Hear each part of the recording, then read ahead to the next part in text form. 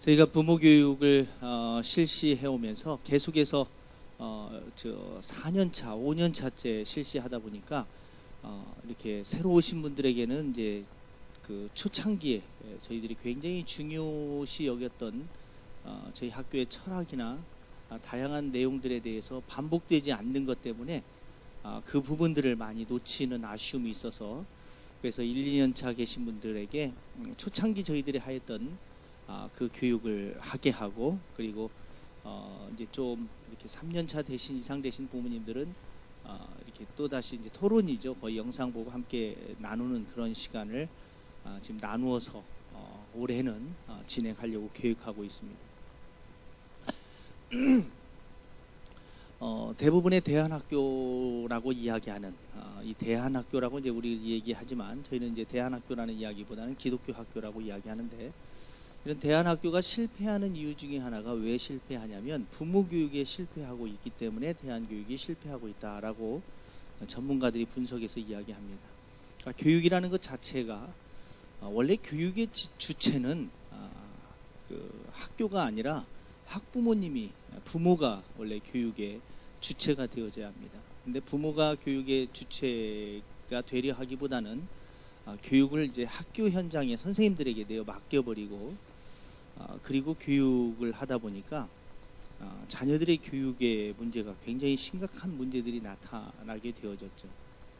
그러니까 왜 이런 심각한 문제들이 나타날 수밖에 없는가에 대한 어떤 문제점들, 그런 대책들을 마련하려 하기보다는 그냥 무조건 공부만을 강조하고, 그리고 대학만을, 좋은 대학만을 강조하는 그 부모님들의 어떤 그런 욕구와 또 그리고 명문 학교라는 그런 또 학교의 욕구가 맞아 떨어지면서 학교의 방향성을, 교육의 진정한 방향성을 잃어버리고 만 거죠. 제가 일찍이 분석하기는 그 고등학교는 그죠? 대부분 뭐 우리나라에서 뭐 고등학교, 공립 고등학교로 살리기 뭐 별 운동을 다 하고 해도 제가 분석했을 때, 그 당시에 뭐 4, 5년 전에 분석했을 때는 공립 고등학교는 살려낼 수 있는 학교가 아니라는 것을 교육부가 너무 모르고 있는 것 같아요. 그래서 그것은 살리려고 해도 살릴 수 있는 학교가 아니에요. 왜냐하면 이미 우리가 알고 있는 것처럼 특목고, 외고, 그 다음에 뭐 자사고, 뭐 이 과학고, 이런 고등학교에 공부하는 아이들을 싹 빼앗겨 버린 상황에서 공부하지 않는 아이들만 모여 있는 곳이 공립학교예요. 그러니까 누가 공부하는 아이들이 일반 고등학교 가려고 하겠어요? 안 갑니다. 일단은 전부 다 우리 자녀들도 일반 중학교에 있다면 전부 외고나 특목고나 민사고나 자사고나 뭐 과학고나 이런 데 보내지 누가 일반 고등학교를 보내려 하겠어요? 소수의 일반 고등학교를 전략적으로 가는 애가 있어요. 내신 만들어 가지고 그래서 내신 만들어서 좋은 대학을 보내고 싶어서 일반 고등학교에 보낸 아이가 있는데, 서울대 못 가는 거 아시죠? 일반 고등학교에서는 서울대를, 이 화성시를 우리가 얘기할 때, 그렇게 해서 이제 대학을 가고 싶어 할 때 우리는 이제 그것을 추구하는 학교가 아니지만, 이제 부모님들의 욕심 속에서 서울대를 보내고 싶었을 때, 그래서 내신을 1등급 만들어서 서울대를 가야겠다라고 생각하면서 화성 시내에다가 일반 고등학교로 갔을 때, 서울대는 화성 시내에서 이번에도 단 한 명의 서울대를 배출하지 못한 것 알고 계시죠? 통탄 국제학교만 보내고 나머지는, 거기도 외고죠. 국제학교도 외고죠. 거기를 제외하고는 그러니까 외고를 제외하고는, 아니면 뭐 그런 특목고를 제외하고는 일반 학교에서 이제는 보내기가 쉽지 않은 그런 일이 된 거죠. 물론 행정구역 편제상에 오류가 한번 생겨가지고 반송고등학교인가 해서 그 서울대를 한 명 보낸 적이 있었어요. 근데 그 서울대 한 명 들어간 이유가 농어촌 지역 특례 입학으로, 주소가 그게 동탄 면으로인가 선재가 돼 있어가지고 시가 아닌 바람에 그렇게 해서 한 명 들어갔다가 나중에 그게 화성시라는 사실을 알고 그 다음부터는 못 들어갔죠.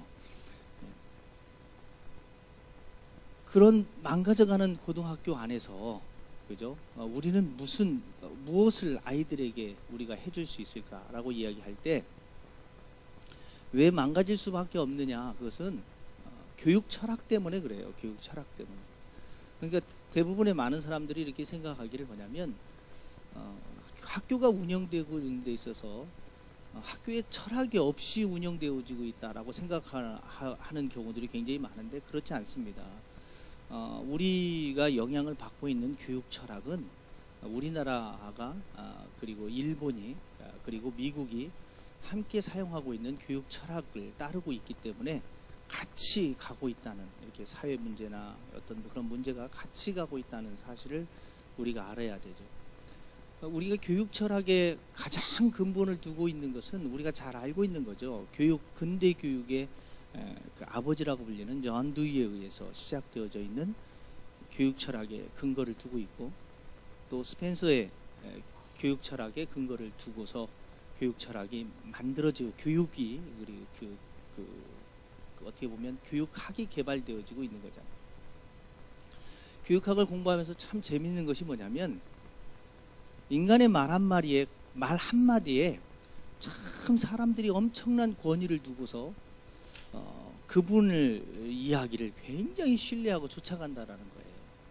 그러니까 수많은 교육학자들이 있는데 그 교육학자들이 자기 나름대로 연구를 해서 이야기하고 있는 이 사람의 말에, 사람의 학문에 인간들은 엄청난 권위를 두고 그것을 쫓아가고 있다는 거죠. 이게 성공인지 실패인지도 모르고 쫓아가고 있다는 거예요.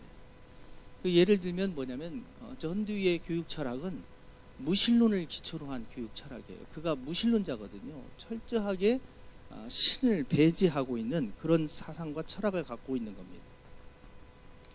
그는 1933년 하나님의 존재에 대해서 부정하였을 뿐만 아니라 기독교 신앙과 반대되는 인본주의 성명서에 서명한 인본주의 교육을 강력히 지지하는 최초의 사람이었다라고 얘기하고 있잖아요.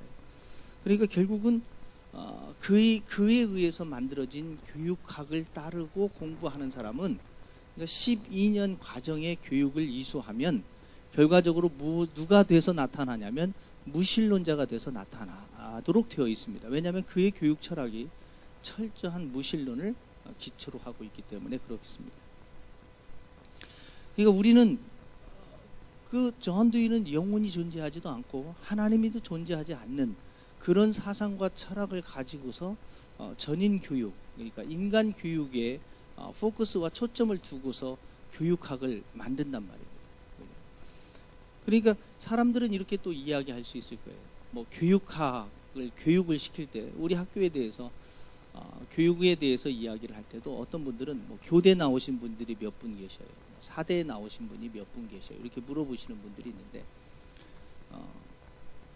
저는 만일 교대를 나오시고 사대를 나왔다 하더라도 그분이 크리스찬이 아니면 굉장히 위험한 교육을 시킬 수가 있다는 거예요.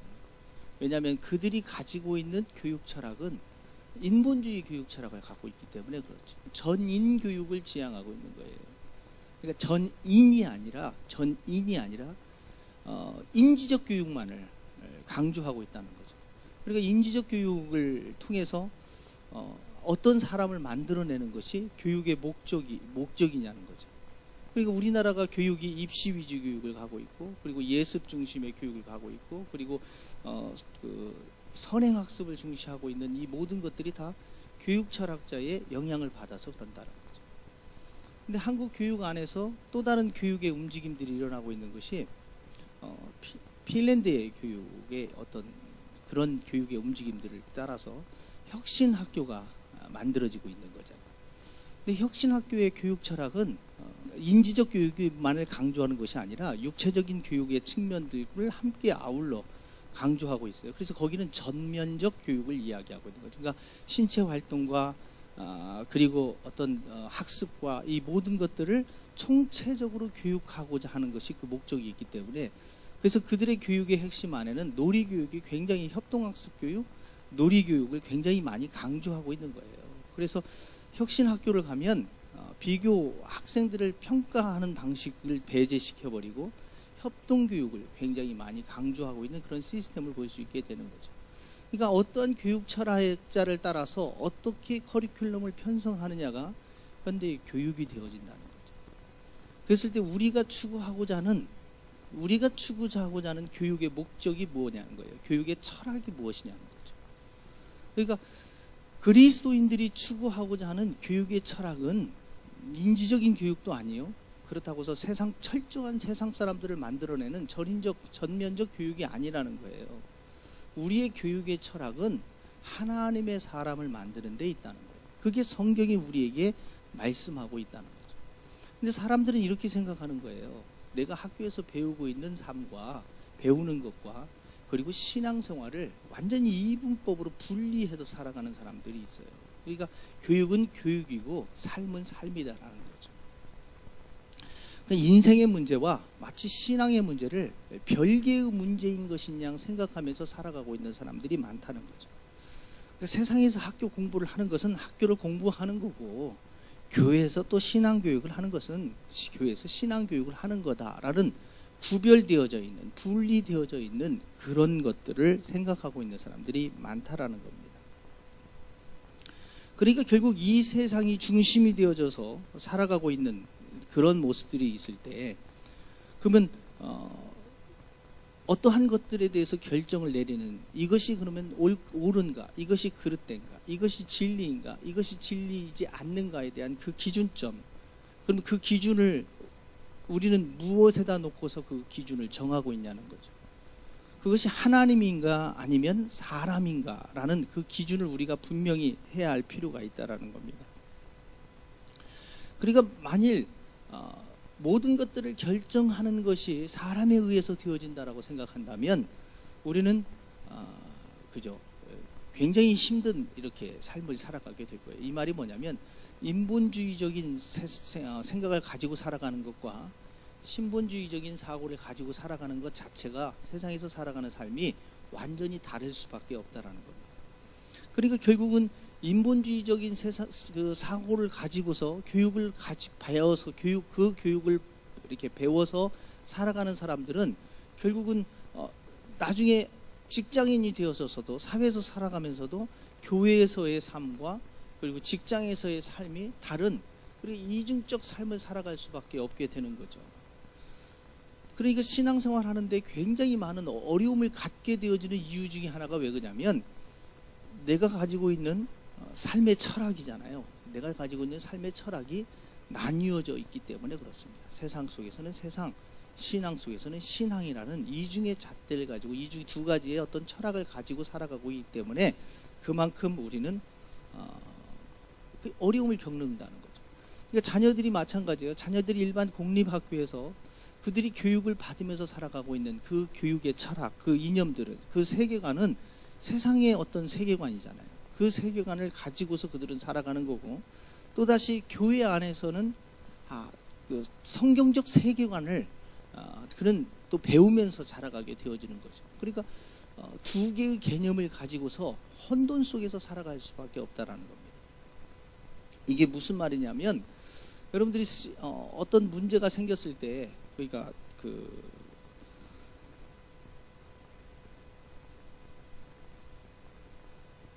삶 속에서 어떤 문제가 생겼을 때 여러분 어떻게 그 문제를 해결하기 위해서 이렇게 노력하십니까?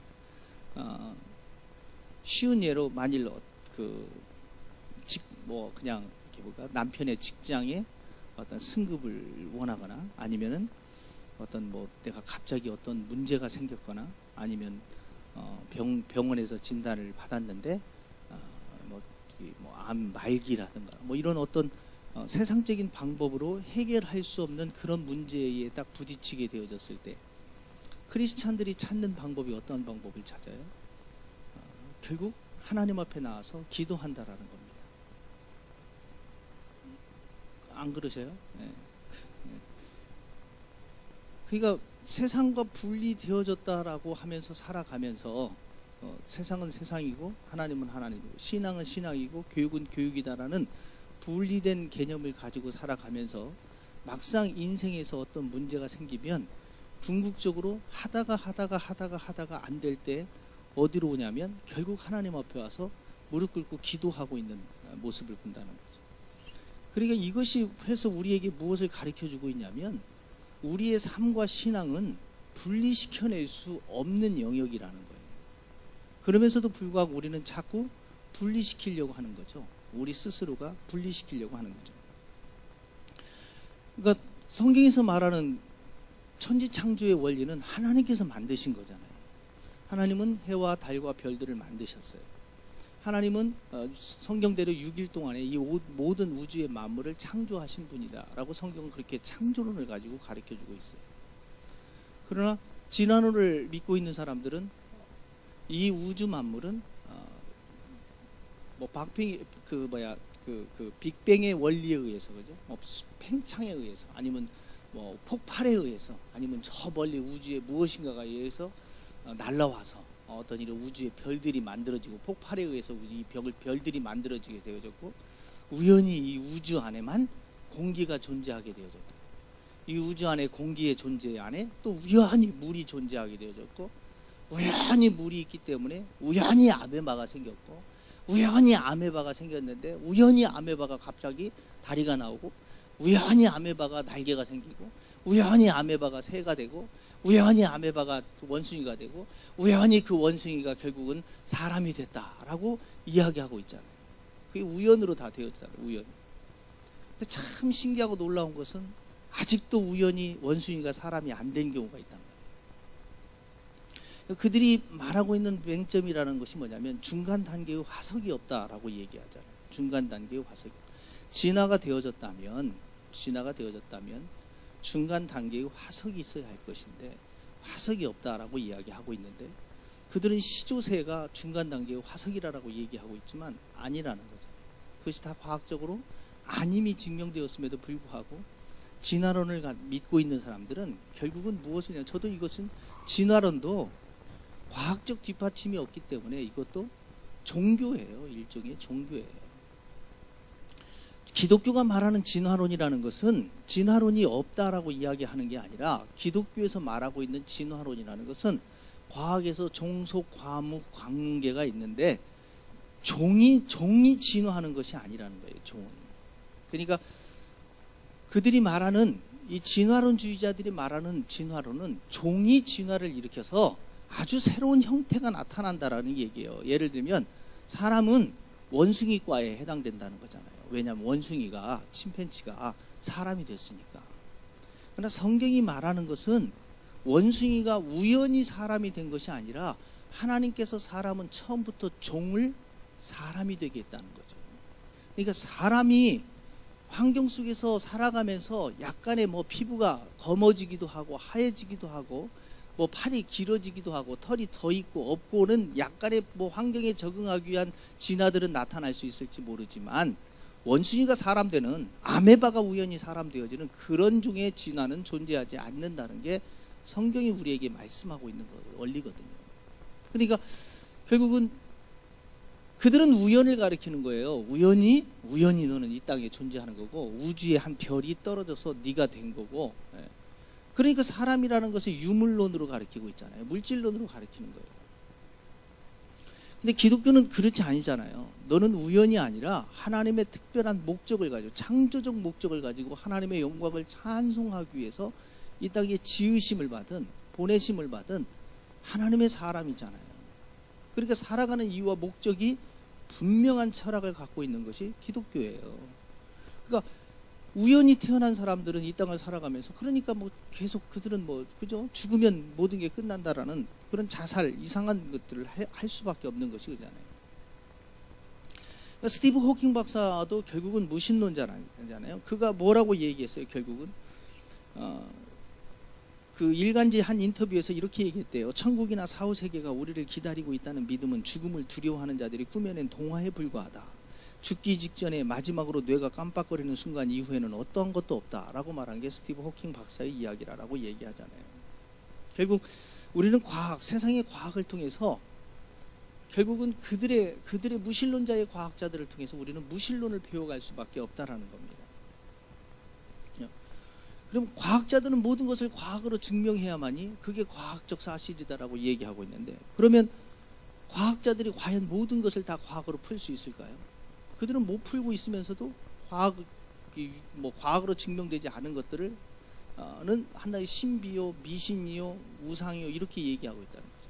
그러면 그들이 그렇게 말하고 있는 신비요, 뭐 미신이요, 우상이라는 것을 우리는 그러면 믿고 있으면 우리는 세상에서 가장 어리석은 자가 되지 않겠어요?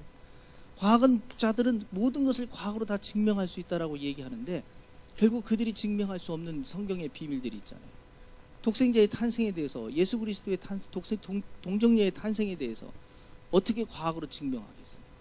그러니까 우리는 증명될 수 없는 것을 믿고 있는 존재라니까요. 부활을 그러면 어떻게 해요?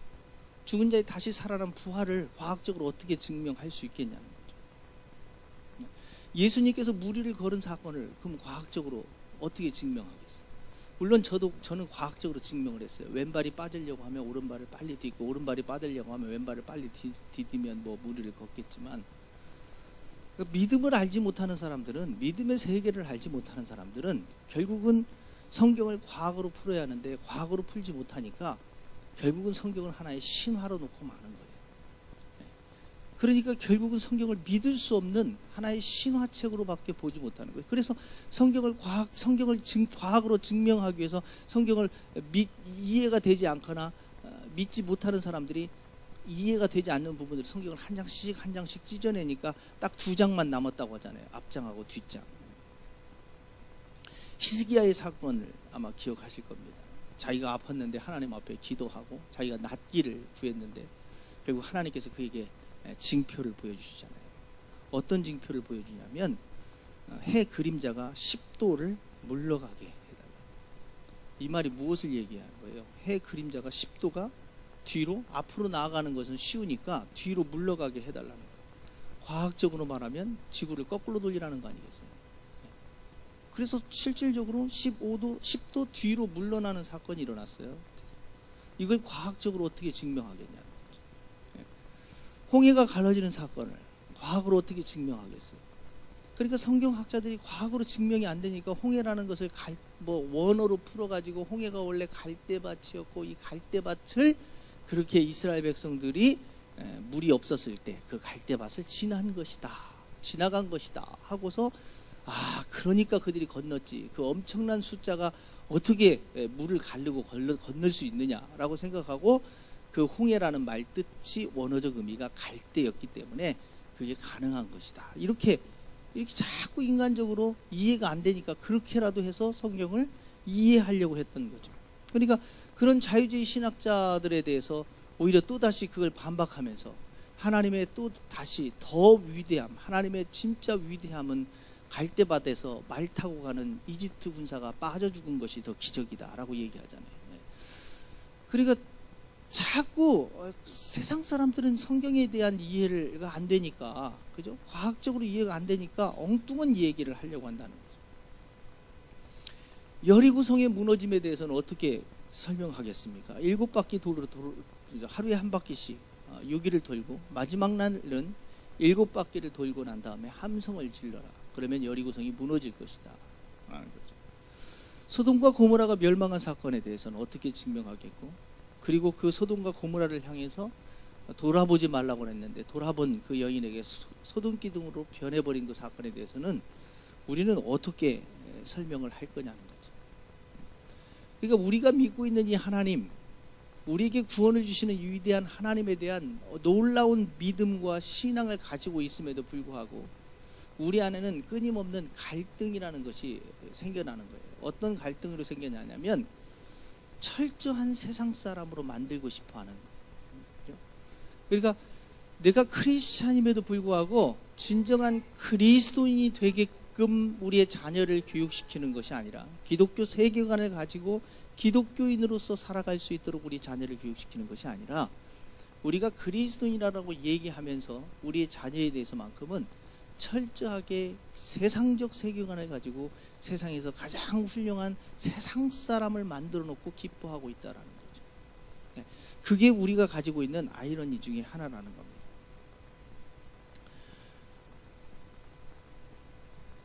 성경에서 우리에게 끊임없이 요구하고 있는 것은 우리의 믿음이라는 거예요. 우리의 믿음. 그러니까 우리가 지금 기독교 교육을 자녀에게 시키겠다라고 하는 것은 결국 무엇을 우리에게 요청하고 있냐면 우리의 믿음을 요청하고 있다는 거예요. 우리의 믿음. 그러니까 우리는 정말 성경적 믿음을 가지고 있느냐라는 겁니다. 주님께서 죽은 나사로를 살린 사건을 믿느냐라는 겁니다. 주님께서 문둥병자를 고친 것을 믿느냐라는 거예요. 주님께서 눈먼 자의 눈을 뜨게 한 것을 믿느냐라는 거예요. 주님께서 12년 동안 혈루병으로 누워 있었던 이 여인을 낫게 한 것을 믿느냐라는 거예요. 근데 우리가 이런 역사적, 주님께서 분명히 이 땅 가운데 오셔서 그렇게 치유의 역사를 했음에도 불구하고 우리가 그것을 믿지 않는다면, 그 하나님의 말씀을 믿지 않는다면 도대체 우리는 무엇을 믿으면서 신앙생활을 하냐는 거죠. 결국 무엇을 믿는 것이 가장 중요하냐면 하나님께서 과연 우리의 자녀에 대해서 책임져 주실 수 있느냐에 대한 믿음을 갖는 것이 가장 중요하다는 거죠. 그래서 제가 가장 강조하고 싶었던 것 중에 하나가 뭘 강조하냐면, 과연 우리는 하나님을 믿는다 하면서 하나님의 약속의 말씀을 믿고 있느냐는 거예요. 약속의 말씀을 믿고 있느냐는 거죠. 그것이 신명기 6장에서 우리에게 말씀하는 거잖아요. 그죠?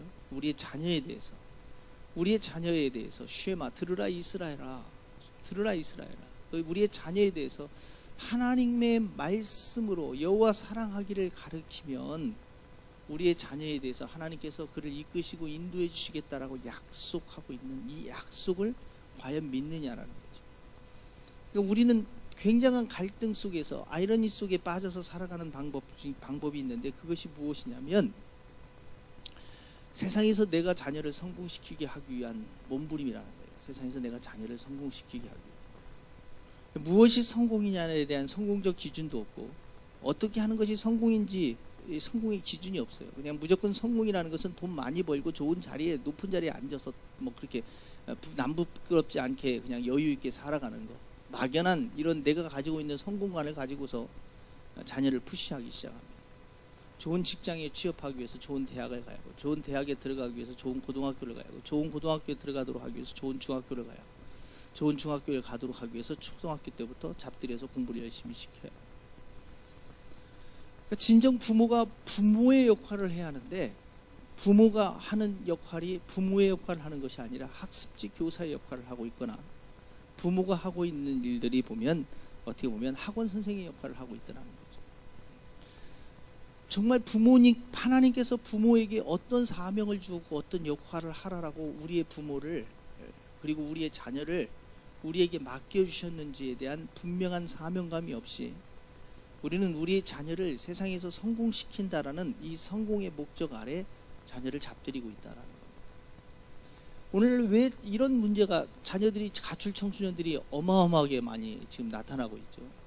그리고 요즘 계속 듣는 이야기들도 정말 황당한 이야기들, 이렇게 입학 상담 오시면서 지금도 뭐 이렇게 하는데, 중학교 1학년 정도 되면 뭐 상상을 불허할 이야기들이 도저히 이렇게 맨정신으로는 이게 할 수 없는 이야기들이 이렇게 중학교 강의실에서, 그것도 여학생, 남학생들이 섞여가지고 그런 이야기들을 한다고 하잖아요. 참 심각한 거죠. 심각한. 왜 이런 일들이 발생하게 되어졌을까요? 그것이 결국 우리가 분명한 교육이 무엇인지, 무엇이 교육인지에 대한 분명한 교육 철학을 갖지 못하고 그냥 공부만 하면, 출세만 하면, 성공만 하면 된다라는 이 사고, 이 사상을 갖다 보니까 그렇게 되어버린 거죠. 저희 교인에게 다시, 제가 이렇게 1년마다 한 번씩 계속 반복해서 교육시키는 것 중에 있는데, 내일 다시 똑같이 반복되어질 내용이 있는데, 저는 그래요. 오늘날 이렇게 우리 젊은 아이들이 헬조선이라는 이야기를 많이 쓰고, 그죠? 그리고 한국에 대해서 많이 이렇게 싫어하는 생각을 가지고 이제 한국을 이렇게 뭐 떠나겠다라는 생각을 갖고 있는 젊은이들이 굉장히 많아져 버렸죠. 한국에 대한 싫어하는 그런 생각들이 많이 나타나게 되어진 거죠. 근데 그거에 대한 문제가 누구 때문에 되어졌을까라고 생각을 해봅니다. 근데 그 문제는 자기 자신에게부터 온 거지, 누군가가 그것을 그렇게 만들어주기 때문에 그렇지가 않다는 거죠. 본인이 우리나라가 정책이 왜 노인 정책에다가 그만큼 쏟아붓냐면 노인들은 열심히 투표하는데 젊은이들은 투표를 않기 때문에 그렇습니다. 아세요? 네. 젊은이들이 만일 투표했다면 젊은이 정책을 쏟아부을 거예요. 젊은이들은 맨 놀러다니면서 투표를 안 하거든요. 대학생들은 투표를 줘도 안 해요.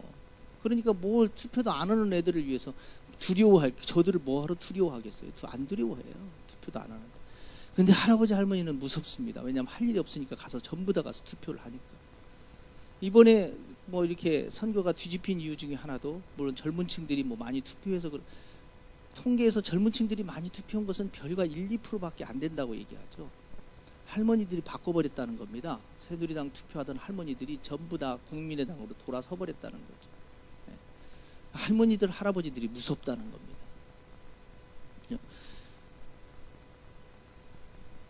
그러니까 우리 요즘 젊은 아이들이 가지고 있는 사고, 이 세계관이 왜 이렇게 되어버렸냐면 부모들이 공부만을 강조하다 보니까 얘네들이 공부도 안 하면서 스트레스만 물론 받은 것도 있지만 가치관이, 세계관이 안 만들어져 버린 거죠.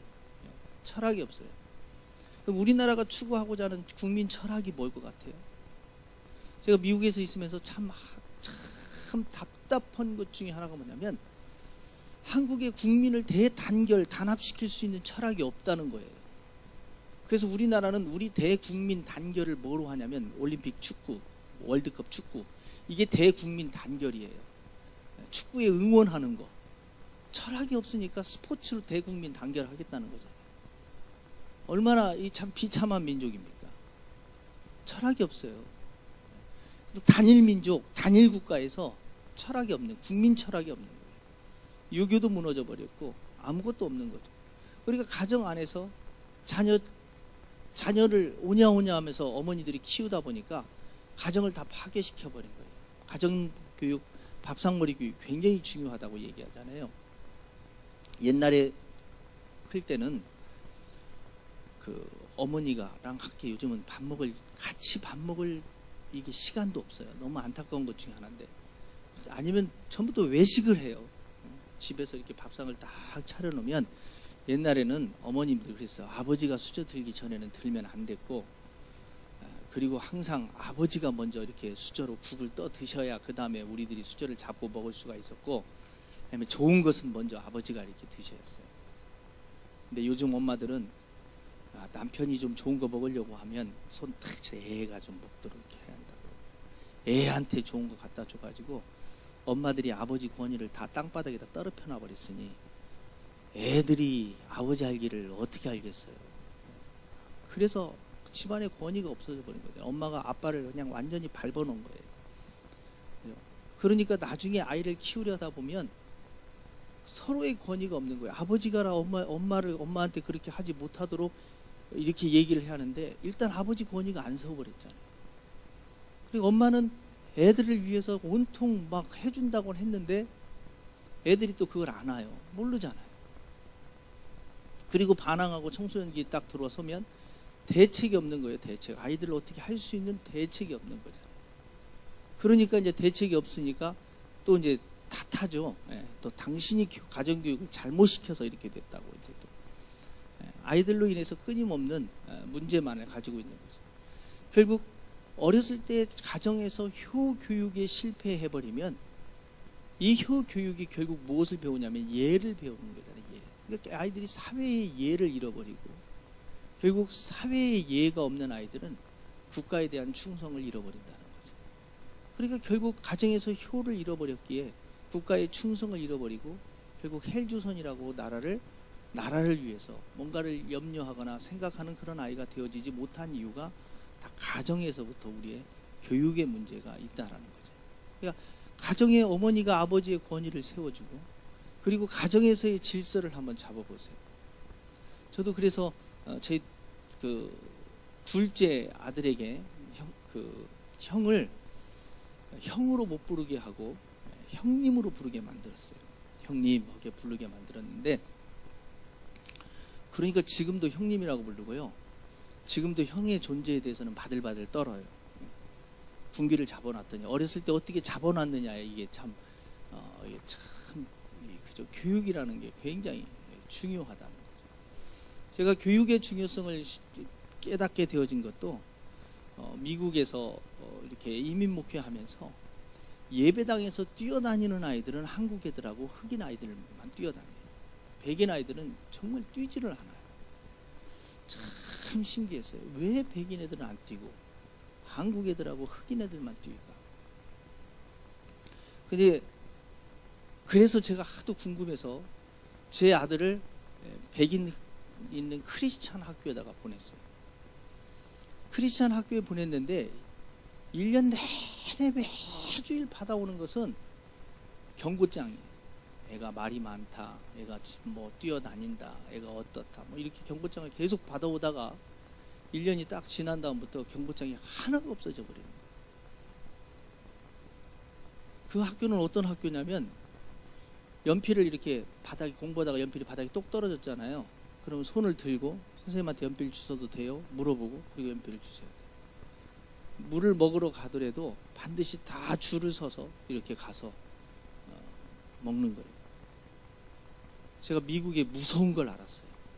뭘 알았냐면 미국은 영화만 보면 헐리우드 영화를 보다 보니까 뭐 개방적이고 자유롭고 막 청바지 찢어진 거 입고 다니고 막 이게 뭐 그런 뭐 이렇게 막 자유로운 이런 것들만 영화를 통해서 우리가 미국을 이해해 왔잖아요. 미국의 보수를 보고 제가 놀랐어요. 한국이 흉내낼 수 없는 보수가 존재하는 걸 알고 계셔요? 제 아내가 소풍을 가는데 이제 따라가려고 바지를 입고 갔는데 버스에 같이 탈 수가 없대요. 이유는 바지 입어서. 치마를 입어야 돼. 따라오고 싶거든 네 차 갖고 뒤에 따로 따라오래요. 미국의 보수가 얼마나 무서운데요. 우리는 데모해 갖고 아마 다 바꿔놨을지도 몰라요. 거기 대학은요 아침 8시부터 오후 4시까지 일과 시간 안에 여자는 무릎 밑으로 내려가는 치마, 대학교 유니버시티, 남자는 넥타이를 메고서 이 학교에 있어야 돼요. 그걸 걸리면은 다 학생 적발단에 의해서 적발이 되어지면 모든 게 다 등록금 인상으로, 벌점이 다 등록금 인상으로 바뀌어버려요. 그러니까 그죠? 넥타이를 메고 있다는 건 낫이 못 입고요, 티 못 입는다는 거예요, 남자들한테. 그것도 대학 유니버시티 캠퍼스 안에서. 우리나라 같으면 데모에서 다 바꿨다니까요. 근데 그들은요 그것을 학교의 전통으로 생각하고 굉장히 자랑스럽게 자랑을 해요. 우리는 고리타분하고 고지식하고 무슨 대학이 저러냐 하고 아마 이랬을 거예요. 불평하고 불만하고 막 그랬을 거예요. 근데 그들이 이렇게 움직이는, 보수로 움직이는 그런 모습들을 보면서 미국의 무서움이 저기에 있다는 사실을 알았어요. 그들은 복장으로서 이 자신의 신분을 절대 이렇게 다운시키려고 하진 않아요. 이게 에리트들은 확실히 이게 딱 보일 때 이렇게 다르다라는 것이 그들 안에서 나타나는 그런 모습들이 있어요. 그러니까 딱 1년 지나니까 우리 아들이 저희가 미국에서 이제 제가 이민 목회할 때 일부는 이제 11시에 미국 사람하고 같이 예배 드리고 빌려서 쓰는 예배당이니까 그들을 위해서 이렇게 해주고, 그다음에 이제 2부 우리가 2시에 빌려서 예배를 드리고 있는데, 그래서 1부 때 제 아들하고 같이 앉아서 예배를 드리는데요. 1년 딱 지나고 난 다음에 초등학교 3학년 때인데 움직이지도 않고 제 옆에 가만히 예배 1시간 동안에 앉아서 예배를 드리는 거예요. 그래서 제가 거기서 놀란 거예요. 교육이 무섭구나. 교육이 무섭구나. 그래서 아이들에게 무엇을 만들어줘야 하냐면 그런 문화를 만들어줘야 한다. 그런 문화를. 그래서 제가 생각하고 있는 것이, 아이들을 보고 하지 마라 하면 막 스마트폰 하지 마라, TV 보지 마라, 게임 하지 마라. 얼마나 힘들겠어요. 아이들도 스트레스 막 받아. 남들 다 하는데 자기만 하지 말라고 뭐 얼마나 힘들겠어요. 한번 좀 생각해 보세요. 그리고 교회에서 가르치고 있는 기독교 가치관으로 배우고 있는데 학교에 가면은 전혀 그것과 관계없는 행동을 하면서 살아가는 그 아이들 틈 속에서 나의 신앙을 지키고 유지하면서 살아간다는 게 얼마나 아이들에게 힘들겠어요. 그러니까 여기 계신 부모님들은 그래서 정말 훌륭하신 분들이고 존경스럽은 거예요. 우리 아이들이 가치 충돌이 일어나지 않도록 일단은, 그죠? 근데 뭐가 문제가 생기냐면, 그러면 우리 아이들을 온실 교육을 시키니까 이 세상에서 우리가 살아가는데 애들이 어려움이 있지 않겠는가, 이런 생각을 하고 있는 사람이 있을 수가 있어요. 여러분 그 쌀나무 모를 심을 때 처음부터 논에다가 씨를 심는 게 아니라는 것 알고 계시죠? 먼저 비닐하우스 안에다가 모를 일단 자라도록 해놓고 난 다음에, 그리고 나서 이렇게 모종을 하고 난 다음에 그 모를 심는 겁니다. 왜 그렇게 심냐면 얘가 모판에서 뿌리를 내릴 때까지, 건강하게 자랄 때까지 온실에서 일단 키워주는 거죠. 그래서 세상의 환경과 이겨낼 수 있는 힘을 만들어주는 거예요. 유대인의 교육이 바로 이와 동일합니다. 그들은 13살까지 유대인들을 철저하게 유대인의 자녀로 교육을 시키고 성경으로서 그들을 교육을 시켜냅니다. 그리고 13살 될 때 성년식을 합니다. 결국 무엇을 이해하냐면 인간의 도덕성이 13세에 끝난다고 얘기하죠. 13세 이전에 그들에게 도덕성을 성경을 통해서 가르쳐주고, 그리고 난 다음에 형성된 도덕성을 가지고 살아갈 수 있도록 만들어준다라는 겁니다. 그러니까 13세 이전에 그들의 도덕성이 형성되지 못했을 때는 결국은 어떤 삶을 사냐면 이 세상 속에서, 아이들 속에서 결국은 무엇을 배울 수 있을 것 같아요? 강자에게 약자가 되고 약해지고, 약자에게 강해지는 세상의 잘못된 원리나 잘못된 법칙들을 우리가 배울 수 있다라는 거죠. 아이들에게 기독교 교육을 시킨다는 것은 온실 교육을 시키는 것이 아니라 그들에게 있어서의 이 안에서 이 세상을 이길 수 있는 힘, 다시 말해서 무엇이 선이요 무엇이 악인지에 대한 분명한 기준을 가질 수 있도록 아이들을 교육하는 거죠. 그래서 내가 가졌던 가치관, 세계관을, 기독교적 세계관과 기독교적 가치관을 가지고 아이들이 자라났을 때 내가 이 세상을 향해서 그것은 악이다, 이것은 아니다라고 외칠 수 있는 그런 사람을 만들어내는다라는 겁니다. 그렇지 않으면 아이들은 세상과 타협하려고 할 거고 세상 속에서 살아가는 잘못된 가치관과 세계관을 가지고 살아갈 수도 있다는 거예요. 예를 들면 다니엘과 같은 사람이 자기 자신을 더럽히지 아니하려고 하나님 앞에서 뜻을 정하였던 것처럼 이들이 하나님의 말씀으로 무장되어 있으면 이 세상 속에서 자기가 하나님의 말씀으로 뜻을 정해서 살아간다라는 겁니다. 그렇게 살아가게 될 때 하나님께서 그를 도우사 그를 형통케 해주신다라는 거예요.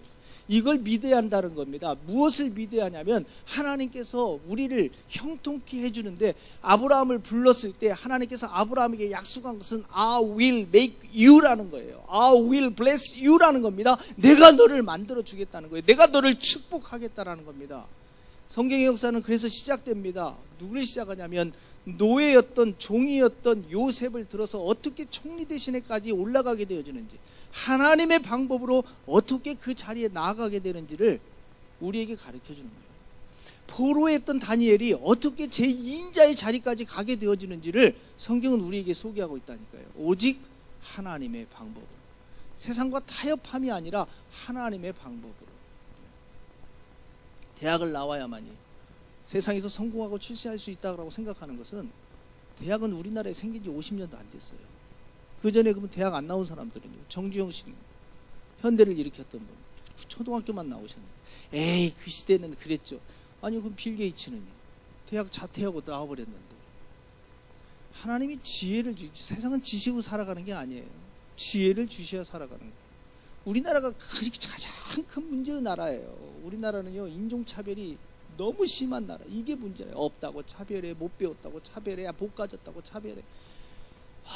불쌍한 나라에서 살아가고 있잖아요. 주공도 이쪽은 임대고 이쪽은 전세야. 금 그어놓고 임대 못 넘어오게 만들고 학군도 다르게 만들고. 이게 얼마나 불쌍한 나라에서 살아갑니까? 그런데 그리스도인이 똑같이 하고 있다니까요. 그게 더 마음 아픈 일이라는 거예요. 적어도 기독교인만큼은 그런 가치관과 세계관이 달라야 한다라고 성경이 말씀하고 있잖아요. 결국 이걸 믿어야 돼요. 하나님께서 우리 자녀를 축복할 때 형통케 되어진다. 항상 우리의 교육은 여기서부터 시작되는 거예요. 그래서 우리의 자녀를 어떻게 하도록 하나님의 말씀과 하나님의 방법으로 우리가 그래서 하나님 가르치는 거예요. 다니엘에게 지혜와 총명이 누구로부터 왔습니까? 하나님으로부터 왔다니까요. 여러분, 세상은 물론 대학을 졸업하는 데는 지식이 필요할지 모르지만 세상은 지식으로만 갖고 살아가는 것이 아니라는 것 우리가 잘 알고 있잖아요. 결국 우리가 교육하고자 하는 것은 결단코 온실 교육이 아니라, 현실 생활 속에서 도피자 교육이 아니라, 우리는 이 안에서 기독교 세계관으로 무장시키고 있는 교육을 하는 겁니다. 이 세상을 향해서 그것은 아니다 라고 정확하게 외칠 수 있는 그런 하나님의 사람을 만들어낼 수 있는 거예요. 다니엘처럼 뜻을 정해서 자기의 생각을 분명하게 이 세상을 향하여 외칠 수 있는 그런 사람을 만들어내고자 함이 우리 교육의 목적이라는 겁니다. 또 부모님들이 이렇게 두려워하는 것 중에 하나가 뭘 두려워하냐면, 학생 수가 너무 적어서 아이들이 사회성을 배우지 못하면 어떨까요? 뭐 이렇게 염려하는 경우가 있어요. 그게 또 여러분, 또래 집단을 통해서는 결단코 예의를 배울 수 없습니다. 또래 집단에서 무슨 예의를 배웁니까? 예절이라는 것을 어떻게 배울 수가 있겠어요? 우리 또래 집단을 통해서 우리가 그 사회성을 배울 수 있다라고 생각하는 것부터가 잘못된 생각입니다. 그러면 이 세상을 살아가는데 또래들끼리 살아가는 사회가 어디 있습니까? 직장 생활을 갔는데 전부 나이별로 끊습니까? 이 부서는 몇 살, 이 부서는 몇 살, 이렇게 합니까? 왜 학교가 나이별로 끊었냐면, 나이별로 끊을 수밖에 없는 것은 가르치는 수업을 해야 하니까, 가르치는 나이별로 구준으로 더 배우고 더 못 배우고를 어떻게 구분해내요? 그렇게 구분할 수 없으니까 그냥 나이로 잘라가지고 그냥 가르치기 편하려고 나이로 만들어 놓은 거예요. 그게 사회성을 배우는 게 아니에요. 성경에서 우리에게 요구하는 것은 사회성을 배우는 것이 아니라 공동체성을 배우라라고 얘기해요. 더불어 살아가는 이 세상 속에서 공동체성을 배우길 원하는 거잖아요. 그거에 대해서 무슨 또래 집단끼리 잘못된 사회성을 배우려고 하는 것이 교육의 목적이 아니라라는 거죠. 그죠? 그랬을 때 지금은 아이들이 조금 많아져가지고 옛날처럼 이렇게 더불어 함께 뭉쳐가지고 공동체성을 배울 수 있는 기회가 조금 잃어버린 것 같은데, 옛날에는 밥 먹을 때도 막 누나들이 애가 이쁘다고 막 안아주고 하는가, 선교원 아이들이 그 누나 보고 싶어서 오늘 꼭 학교 성경 가야 한다는 거예요. 누나가 자기 이뻐해주고 안아주고 막 그러니까. 그죠? 가끔 우리는 이제 이게 그죠? 혁신 학교가 추구하고자 했던 교육의 이상들을 우리는 많이 실현시키죠. 일반 학교는 이제 굉장히 어렵죠. 시스템적으로 어려워요. 입시 제도가 딱 가로막고 있어서 할 수 없는 것들이 굉장히 많지만, 우리는 입시 제도라는 것이 없어요. 그래서 워낙 할 수 있는 것을 다양하게 할 수 있는 게 우리가 갖고 있는 우리 학교의 특징이잖아요. 어쨌든 지금 공동체성, 그죠? 공동체, 인본주의의 유물론적, 인본주의적, 무신론적 이런 영향을 받고서 자라가면 인간의 존엄을 어디다 두고 있냐면 직업에 두는 것밖에 없어요. 우리도 모르게 그러니까 그렇게 저한두의 교육 철학의 영향력을 받으면서 자라가면 인간의 존엄을 어디에다 두냐면 직업에 둔다니까요. 여러분 안 그럴 것 같아요? 한번 이렇게 제가 하는 질문에 한번 생각해 보세요.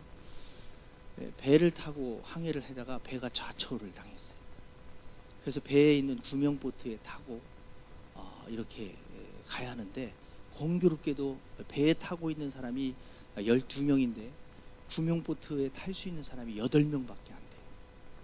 그러면 4명은 죽어야 돼요. 그러면 누가 그 배 구명보트에 태워야 할 것인가? 한번 생각해 보세요.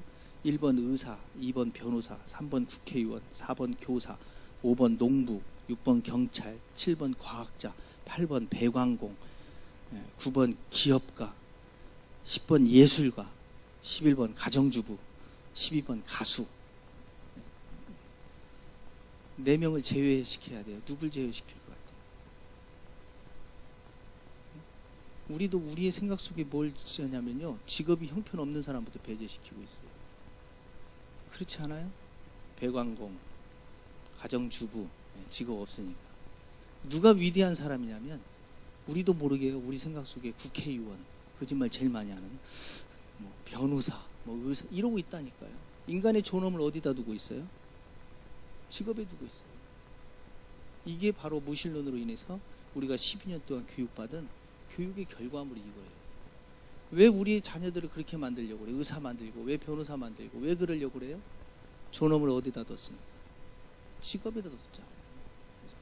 이게 교육이었다니까요. 인간의 존엄이라는 것은 인간 그 자체에다 두고 있는 것이 아니에요. 그러니까 결국 기독교 교육은 인간의 존엄을 직업에 두고 있는 것이 아니잖아요. 대학에 두는 게 아니에요. 좋은 대학 들어가야 훌륭한 사람이라고 생각하잖아요. 그래서 사람들은 항상 물어볼 때 어떻게 물어봐요?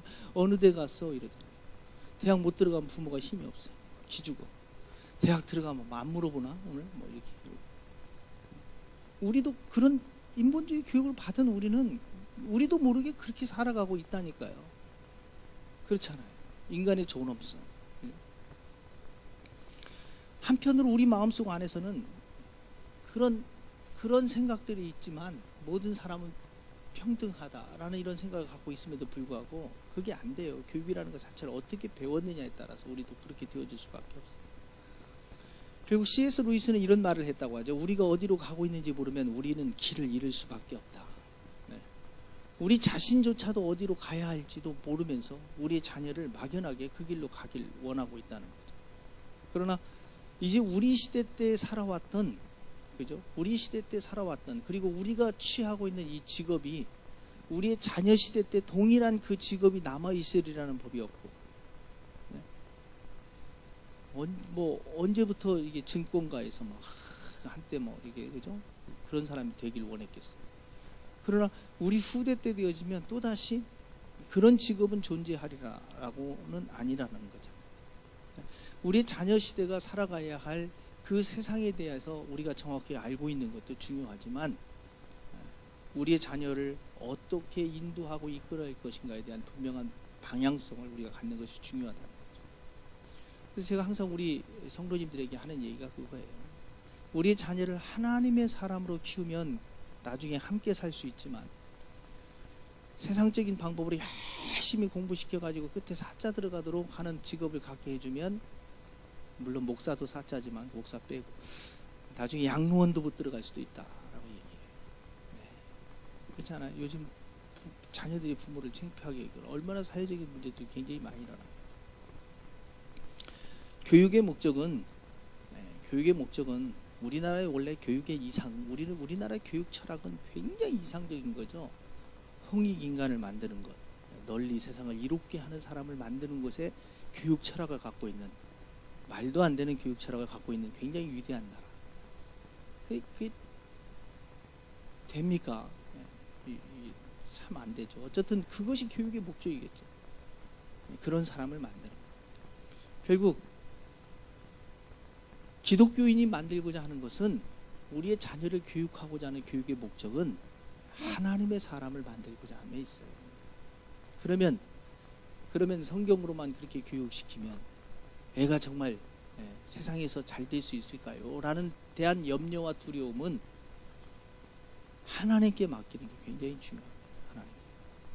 그러면 공부는 어떻게 합니까? 애들이 분명한 목표와 그 가치관과 세계관을 가지면 엄청 공부합니다. 진짜 엄청 공부해요.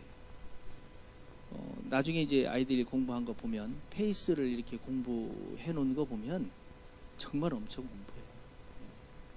왜냐하면 일반 학교에서 가르치는 방법하고는 완전히 달라서, 일반 학교는 선생님이 이렇게 강의를 하면 아이들이 듣든 듣지 않든 아무 관계가 없이 그냥 진도만 나아가면 되지만, 여러분의 자녀들이 공부하고 있는 페이스는 강의로 가는 게 아니고 자기 주도 학습이죠. 요즘 교육학에서 얘기하는 학습의 주체가 학생이어야 하고, 그러니까 거기 선생님들이 해야 할 모든 일들을 그 교재에서 다 해줘요. 나중에 이제 교재 소개를 쭉 해줄 텐데, 거기 학습 목표도 있고 무엇을 공부해야 할 것에 대한 내용들도 다 있어요, 책에. 그러니까 자기는 그냥 책이 하라는 대로만 따라서 이렇게 가주면 되는데, 자기가 공부를 하면 진도를 나가는 것이고 자기가 공부하지 않으면 진도가 나가지 않는 거잖아요.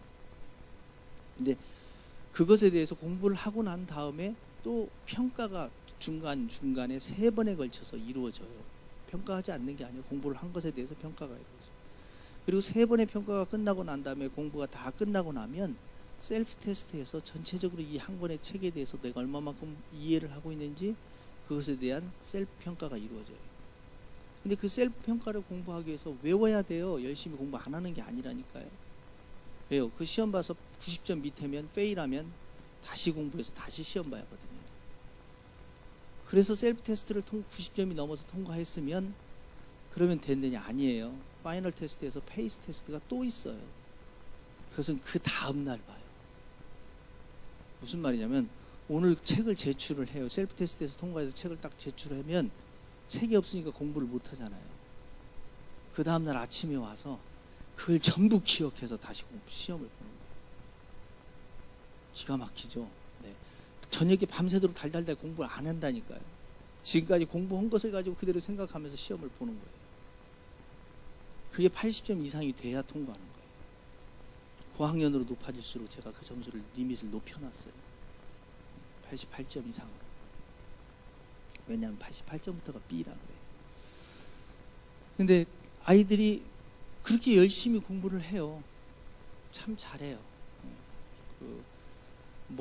이렇게 그러니까 밑에서부터 이렇게 단계별로 이렇게 꾸준히 영어로 공부해온 아이들은 지금 5년이 됐잖아요. 2레벨부터 시작해가지고 12레벨에 올라온 아이가 있어요. 엄청나죠. 5년 만에 2레벨에서 12레벨을 고등학교 1학년인데 고등학교 1학년 12레벨을 하는 애가 있다니까요. 네. 어떤 애는 같이 했는데 2레벨부터 했는데 지금 9레벨에 있어요. 어쩐 수준 학습이니까 자기가 그냥 그렇게 하는 대로 하는 거예요. 근데 잘해요. 제가 볼 때는 뭐 9레벨에 있든 12레벨에 있든. 저도 궁금하잖아요. 얘네들의 실력이 어느 정도 되는지. 그래서 염려할 것이 없는 거는 애들이 그렇게 한 10레벨 정도, 10레벨은 우리나라 고등학교 1학년을 10레벨 정도라고 얘기해요. 10레벨에서 이렇게 페이스를 제대로 차분하게 공부한 아이들은 수능 영어에서 그냥 한 2개 정도 틀린다고 이렇게 보면 돼요. 2-3개 정도가 틀릴 정도. 수능 지문을 읽는 것을 전혀 두려워하지 않는다고 보시면 돼요. 2-3개 틀리는 것은 미국 애들도 틀리기 때문에 어쩔 수 없어요. 수능은 이게 한국 영어이기 때문에 도대체가 말이 안 되는 지문이 나와가지고 한 문제 마치 다 맞는 애들이 이상한 애들이에요. 영어를 어떻게 이상하게 공부한 애들이. 어떤 건 말이 안 되는데 문법적으로 말은 안 된대요. 미국 애들한테 물어보니까 말은 안 되지만 문법적으로는 맞지만 말은 안 되는 것을 찾는 거고 이렇게. 어쨌든 그래서 영어를 뭐 이렇게 공부하는 것에 대한 그런 염려 이런 것은 뭐 이렇게 걱정 안 해도 되는데 왜 대부분 영어를 공부하는 것에 대해서 염려하는가를 봤더니 부모님들이 본인이 영어를 못하니까 애들이라도 어떻게 좀 막 시켜보려고 막 걱정하는데 지금 심각한 문제는 영어가 아니라니까요. 한국말이 심각해요. 맞춤법 다 틀려요. 지금 받아쓰기를 어떻게 하는지 국어가 굉장히 심각한 문제예요. 한국말 걱정하실 때지 지금 책은 또 아이들이 어마어마하게 있고 또 독서도 굉장히 많이 하고 있잖아요. 그래서 부모님들에게 부탁드리고 싶은 것 중에 하나는 이제 앞으로 아이들이 우리 학교에서 계속 자라갈수록 절대 소리 지르지 않기, 이것 꼭 지켜주셔야 돼요. 자녀에게 소리 지르지 않기, 욱박 지르지 않기. 왜냐하면 아이들은 계속 말하라고 그래요. 말하라. 그러니까 그 학교에서 어떤 어려움들이 생기거나 문제가 생기거나 싸우거나 다툼이 생기거나 이러면 막 무조건 한쪽이 울고 막 이러잖아요. 우리는 그게 없어요. 끝까지 말을 해라. 울지 말고 말해. 네가 뭐가 불편하고 뭐가 억울한지 말하라라고 얘기하거든요. 예. 부모님들 자녀에게 말하게 만들어야 돼요. 말하게. 욱박지르지 말고 막 소리 지르지 말고 자녀가 어떤 생각을 갖고 무엇을 하려 하는지를 이렇게 들을 수 있도록 꼭 말을 하게 해주셔야 돼요. 학교에서는 그렇게 성경적인 방법으로 이렇게 가요. 아이들에게 이쪽 얘기하고 이쪽 이야기하고 듣고 그리고 예수님께서는 어떻게 해주길 원했냐고 물어보고 용서해 주기를 원했다고. 너도 그럼 용서해야 하지 않겠냐. 서로 미안하다라고 얘기하고, 어떤 자존심 생하는 애는 기어이 미안하다고 안 하려고 끝까지 버티기는 해도 있지만 끝까지 하게 만들고, 그리고 기도해 주고 하거든요. 아이들도 아플 때 중고등학생들에게는 꼭 기도해 줘요.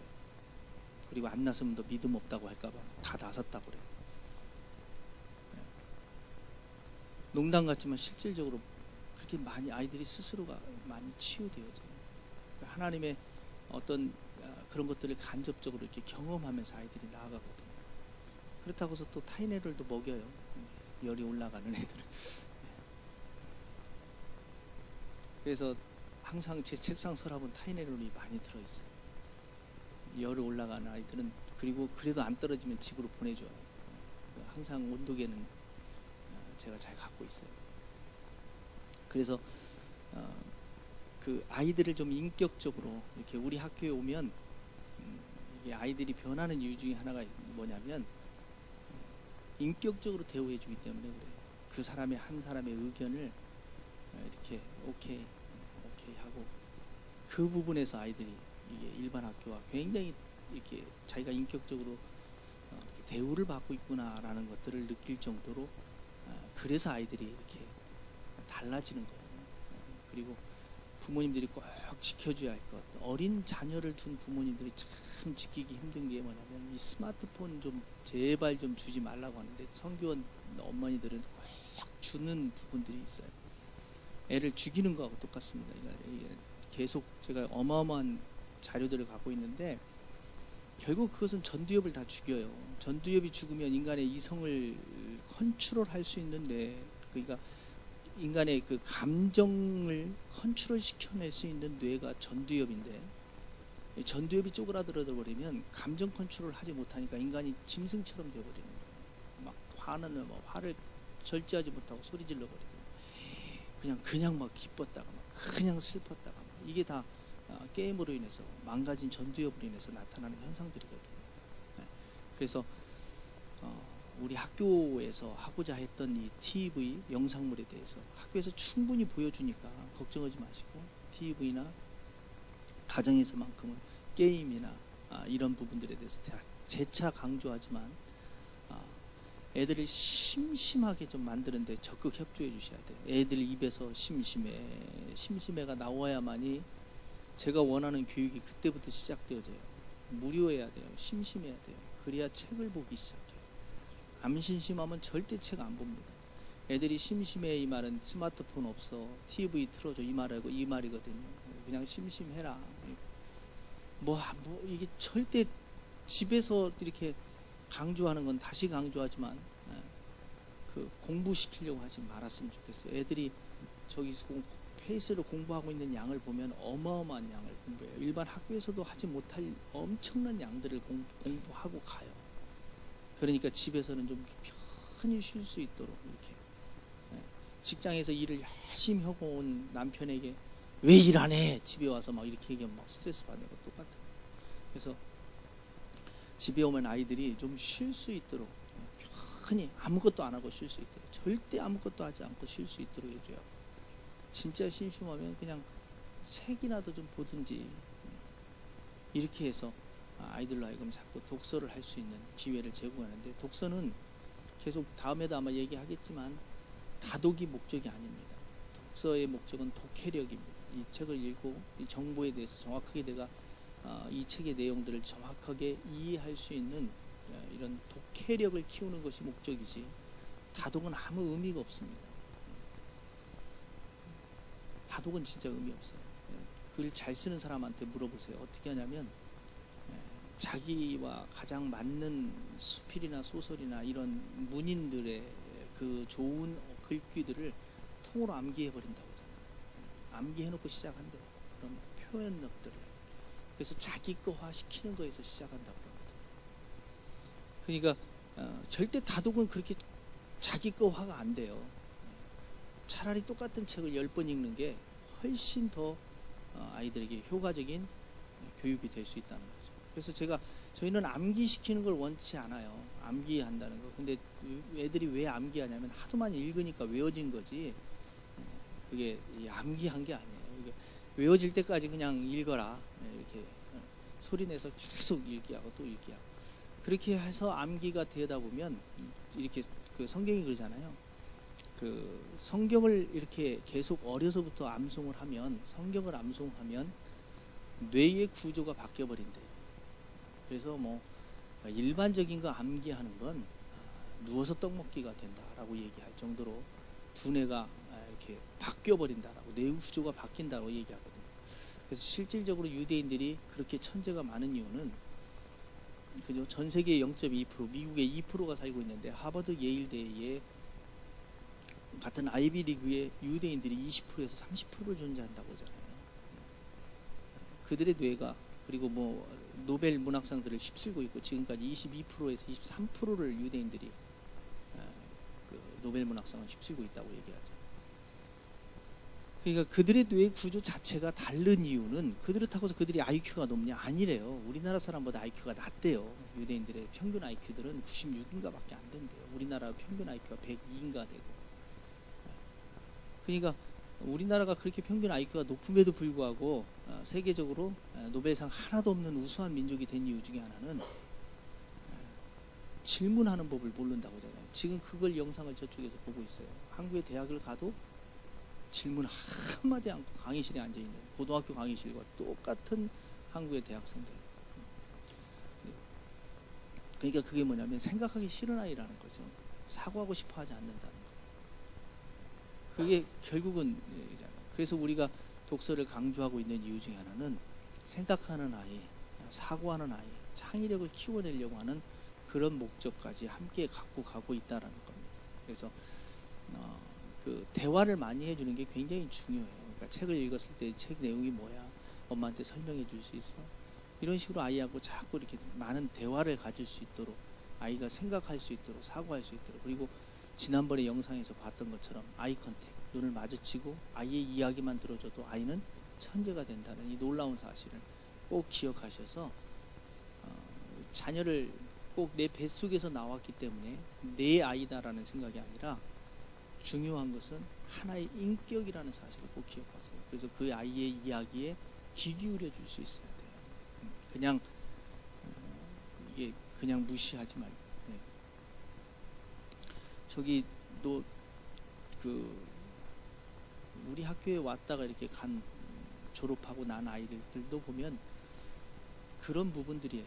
자기가 고백하는 부분들 중에 하나가 뭐냐면 굉장히 많이 바뀌었잖아요. 바뀐 이유가 그런 인격적으로 자기가 대우받을 수 있었던 그런 부분들이에요. 그러니까 가정에서도 자녀에 대해서 그렇게 한번, 그래서 제가 강조하는 것 중에 하나가 뭐냐면 문제 있는 아이는 없고 문제 있는 부모만 있을 뿐이라는 거예요.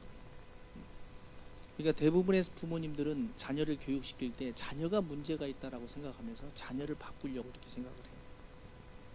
근데 제가 강조하는 교육은 그게 아니에요. 이게 학교에서도 지난번에 아마 얘기했을 거예요. 제일 공부를 잘한 과목, 여러분이 학교를 다니면서 공부를 제일 잘한 과목, 왜 그 과목을 잘했습니까? 라고 물어보면 딱 이거잖아요. 그 선생님을 좋아해서. 그 선생님을 좋아하는 과목의 그 선생님이 가르치는 거 아무 관계없어요. 그 선생님을 좋아하는 과목의 공부를 잘하게 돼 있거든요. 우리 학교에서도 하고자 하면 그거예요. 선생님을 그냥 좋아하게만 만들면 돼요. 저는 성교하는 아이 하나 꼬셔가지고 좋아하게 만들어. 선생님을 좋아하면 애가 공부하기 시작해요. 그건 똑같아요. 부모를 사랑하면 아이가 부모를 위해서 공부하기 시작한다는 거예요. 그러면 교육 방법이 어떻게 바뀌었냐면 아이를 고치려고 하지 말고 어떻게 제가 나를 사랑하게 할 것인가, 어떻게 제가 나를 사랑하게 할 것인가. 그러면 방법이 누구에게로 가냐면 자녀가 아니라 나예요. 나. 포커스가 나예요. 그러니까 왜 나를 사랑하게 어떻게 하면 만들 것인가를 하다 보면 내가 어떻게 해야 제가 나를 사랑할까가 되잖아요. 그럼 내가 변화되잖아요. 마이티 기도의 폭발력이 거기에 있어요. 마이티 기도를 한 사람은 100% 다 자녀가 변화됐다라고 얘기해요. 그래서 변화돼서 기도 안 하는 사람은 다시 도로압이 다불이 됐다라고 얘기해요. 근데 적어도 마이티 기도를 하고 있는 동안은 기도 때문에 자녀가 변화되는 게 아니에요. 그 기도를 하면서 자기가 변한대요. 아이의 감사해야 할 것 하나하나 찾다 보면서 아이가 이런 장점이 있었구나라는 것을 비로소 깨닫기 시작하고, 마이티 기도에 대해서 기도하면서 아이의 소중함을 깨닫기 시작하면서 부모가 아이에 대해서 대하는 태도가 변하니까 아이가 바뀌는